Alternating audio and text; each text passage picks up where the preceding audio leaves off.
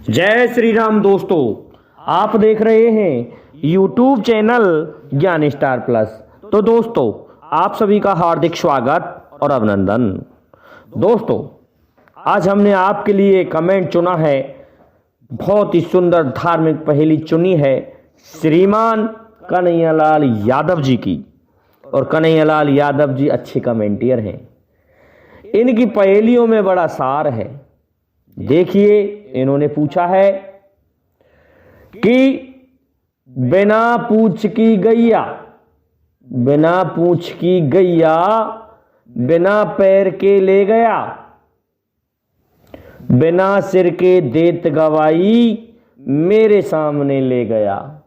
दोस्तों, इनकी पहेलियों में कितना सार है, कितना गहराई लिए हुए हैं ये इनकी पहेलियां। तो दोस्तों, आज हम इनकी इस पहेली का उत्तर देंगे, परंतु इससे पहले देखिए, हमारे अफिलिएट प्रोग्राम खुल चुके हैं। हमारे डिस्क्रिप्शन में जाके हमारी लिंक पर क्लिक करके आप कोई भी वस्तु मंगा भी सकते हैं। और अगली बात ये रही कि जो नए सब्सक्राइबर हैं हमारे चैनल पर, जो नए हैं, वो सब्सक्राइब तो जरूर कर दिया करें, जिससे कि आने वाले वीडियो का नोटिफिकेशन आपको मिलता रहे। दोस्तों, पहेली का हम शाब्दिक अर्थ करते हैं कि बिना पूछ की गैया और बिना पैर के ले गया। जब हम शाब्दिक अर्थ करते हैं तो कोई गाय ऐसी है, उसके पूंछ नहीं है और उसके पैर नहीं है, कोई लंगड़ा आदमी है या उसके पैर नहीं है, वो ले गया। लेकिन दोस्तों, ऐसा नहीं है। बिना सिर के देत गवाही, और किसी के सर भी नहीं है और उसने गवाही दी है कि मेरे सामने से ले गया है।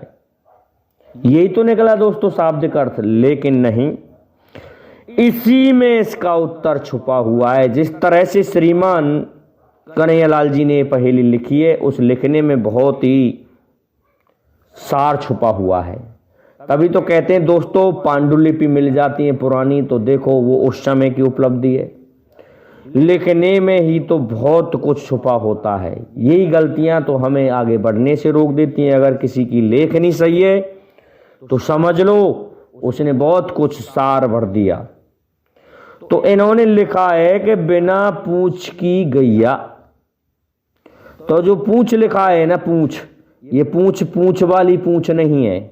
इसका मतलब है पूछने से, अर्थात बिना पूछे।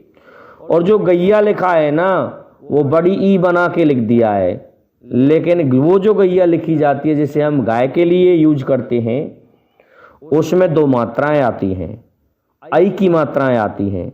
इसलिए ये लिखा है उन्होंने गैया, अर्थात कोई बिना पूछे ही गया है या गई है। और बिना पैर के ले गया, इस जगह पैर का अर्थ देखो दोस्तों कहां जाके लगता है। क्या नहीं पहना किसी ने किसी से और उसे बिना पहने ही ले गया, अर्थात किसी ने किसी से बरमाला नहीं पहनी, अर्थात बिना बरमाला पहने ही या कपड़ा पहने ही या कोई वस्तु पहने ही ले गया। और बिना सिर के देत गवाही, कोई ऐसी वस्तु थी, ऐसा व्यक्ति था जिसके शीश नहीं था, मुंह भी नहीं था, कुछ भी नहीं था, फिर भी उसने ये गवाही दे दी कि मेरे सामने से ले गया है। तो देखिए, ये पहेली कहां लग रही है। हम तो एक ही जगह लगाएंगे इसको, वैसे लग तो बहुत जगह जाएगी। कि जब आप सभी को पता ही है अर्जुन और सुभद्रा के विवाह के बारे में, कि महाराज दुर्योधन के लिए बलराम जी ने ये सोच लिया कि दुर्योधन मेरा शिष्य है और मेरी बहन जो सुभद्रा है ना, वो जवान हो चुकी है। इसलिए क्यों ना मैं ऐसा करूं कि मेरी बहन का विवाह मेरे शिष्य के साथ कर दूं।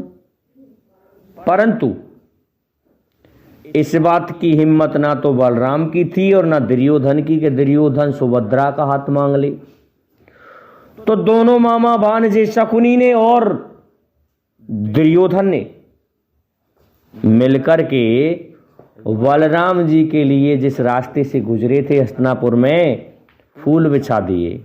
तो बलराम तो ऐसे देवता थे बहुत ही भोले भाले, उन फूलों को देख करके कि ऐसा कौन है जो मेरे लिए जगह जगह पर फूल बिछा रहा है चलने के लिए, पहले ही बिछा दिए उस रास्ते में। मैं उससे प्रसन्न हूं, तुम कौन हो, इस तरह से बलराम ने कहा। और जब बलराम ने इस तरह से कहा तो दोनों मामा भांजे निकल के बाहर आ गए। क्या कहने लगे, ये हम हैं बलराम जी। तो देखिए दोस्तों, बलराम तो दुर्योधन से प्रसन्न थे ही कि क्या मांगना चाहते हो, कि आपका शिष्य हमें बना लीजिए। और जब शिष्य भी बना लिया तो उसके बाद क्या कहा था कि बलराम, ये मामा शकुनी ने बात कही थी, ऐसा है ये कुरुकुल के सम्राट होंगे, तुम्हारी बहन सुभद्रा जवान हो चुकी है, इसलिए उसका हाथ तुम हमारे भांजे को दे दो। तो बलराम राजी हो गए और हाँ भी कह दिया। और हाँ कहने के पश्चात जब द्वारका को आए तो क्या हुआ दोस्तों, सुभद्रा मिलने आई तो खुशी खुशी में बलराम ने यह भी कह दिया कि मैं तेरे लिए बहुत ही सुंदर राजकुमार देख करके आया हूं और नाम सुनेगी तो तेरे होश उड़ जाएंगे। इस तरह से बलराम जी ने कहा था। लेकिन भगवान श्री कृष्ण ने कौन सी योजना बनाई, भगवान श्री कृष्ण ने बलराम जी जब दुर्योधन को शिक्षा दे रहे थे, उससे पहले ही उसी समय हस्तिनापुर से अर्जुन को बुला लिया था द्वारका में। और द्वारका में जब अर्जुन आ गए तो एक बहुत बड़ा खेल हो गया, खेल खेल में खेल हो गया कृष्ण और अर्जुन के बीच में। क्या खेल हुआ कि अरे कन्हैया, तेरे घर में तो बहुत सी रानी है भैया। अर्जुन कहने लगे कि हाँ अर्जुन, बहुत रानियां हैं, 16,008 रानियां हैं मेरे घर में, परंतु तुम्हारा कहने का क्या अर्थ है, कन्हैया कहने लगे। जब भगवान ने इस तरह से कहा तो अर्जुन कहने लगे, क्या तुम इन सभी को रिझा देते हो, क्या सभी के साथ चले जाते हो, क्या सभी से मिल लेते हो। भगवान कृष्ण कहने लगे, हाँ बिल्कुल, रात को देख लेना, मैं तुम्हें सभी के पास में मिलूंगा, जो भी ये 16,008 रानियां हैं। इस बात को सुन के अर्जुन कहने लगा, नहीं नहीं ऐसा नहीं हो सकता कन्हैया।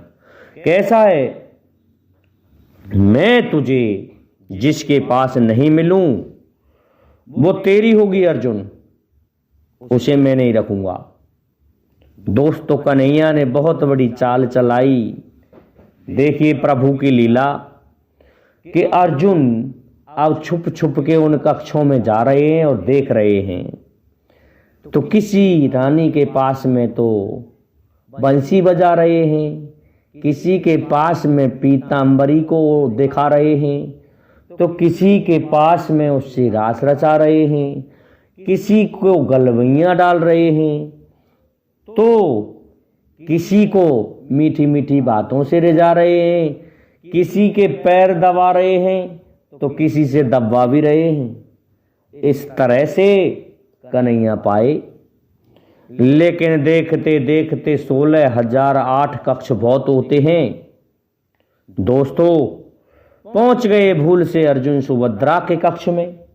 और जब सुभद्रा के कक्ष में पहुंच गए तो वहां देखा कि सुभद्रा सोई हुई है।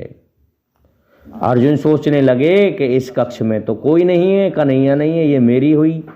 लेकिन देखा कि यहाँ तो बहन सुभद्रा सोई हुई है।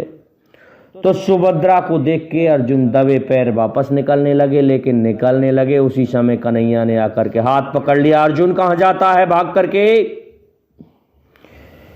कि भैया ये तो बहन सुभद्रा का कक्ष है। कहे कुछ नहीं, मैंने तुमसे कहा था और तुमने मुझे वचन दिया था कि जिसके पास मैं नहीं मिलूं वो तेरी होगी और तेरी पत्नी होगी, इसलिए अब ये तेरी पत्नी है। दोस्तों अर्जुन चुप हो जाता है।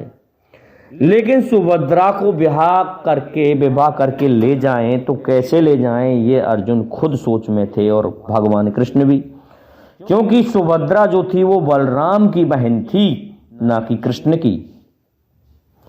इसलिए परेशान थे अर्जुन और कृष्ण।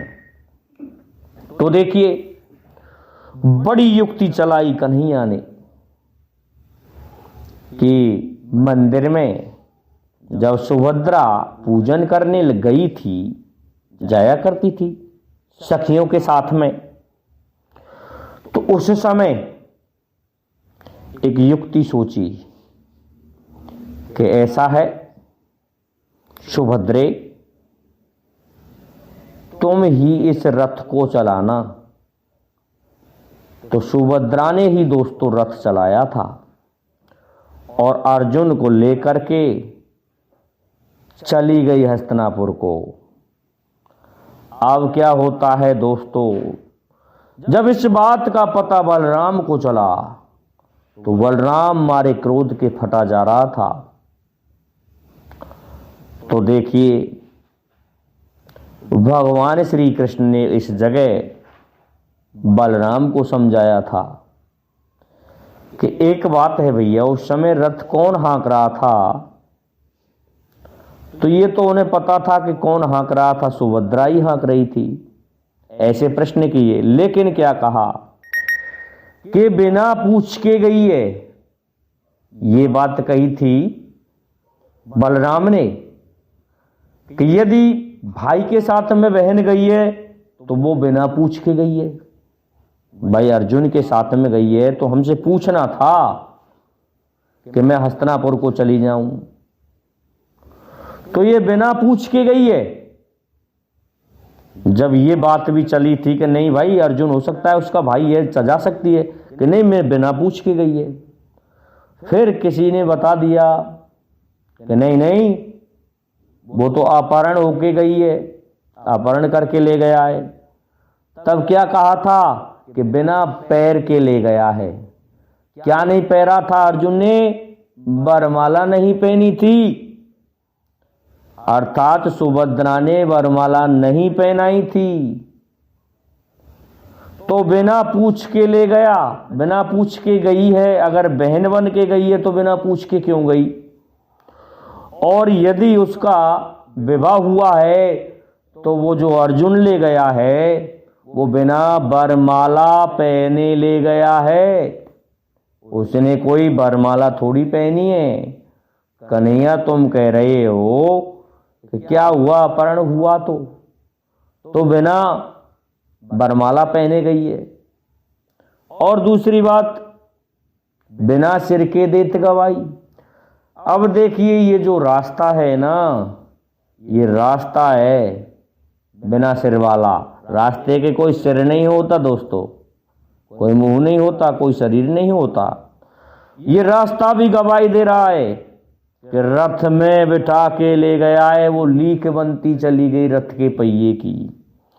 तो बिना सिर के गवाही रास्ता देता है कि इस रास्ते से कोई गया है। दोस्तों आजकल के रास्ते गवाही नहीं देते, क्योंकि आजकल तो सड़कें बन गई, उनमें कहीं कोई रास्ता किसी का पहिया बनता ही नहीं है।